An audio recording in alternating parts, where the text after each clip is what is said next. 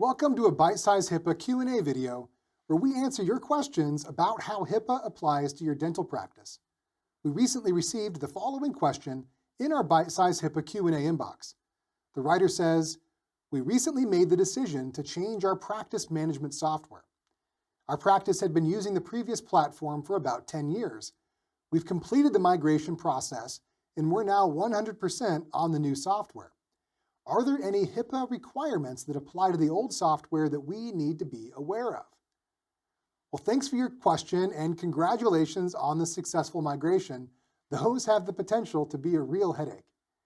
Let's take a look at the HIPAA law to see how it applies to your situation. We typically focus on privacy and security when talking about HIPAA, but in addition to the rules that address how to keep data confidential, HIPAA also sets standards for ensuring the availability and integrity of PHI. Let's quickly define these terms. Confidentiality is ensuring that people who should not have access to data cannot get access to it. Availability is ensuring that people who should have access to data can get the access when they need it. And integrity means that the data is accurate and complete. So let's view a migration of practice data from one practice management software to another through the lens of these three requirements. Now, there are three things that you should do to ensure that nobody can gain unauthorized access to PHI during and after this migration. First, make sure you properly dispose of or securely store any old hardware or data backups that were associated with your old software. They still retain PHI and they need to be protected until they're destroyed. Second, remove or disable any old remote access tools that were used by the previous vendor for support. You can ask them for help with this to ensure that all their access is blocked.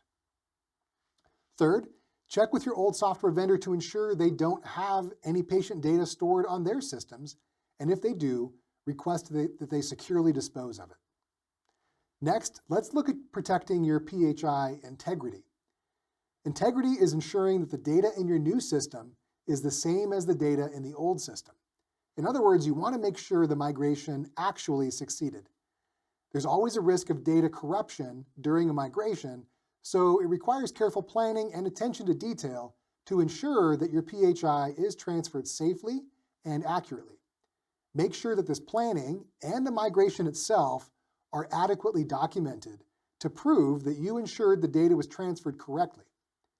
If you had your new software vendor or an IT provider migrate your data, ask them for a report on the migration and ensure that there were no errors reported. Finally, let's address data availability. Availability in this scenario largely comes down to data retention. You need to ensure that after your migration, you can still provide access to patient data for the necessary amount of time.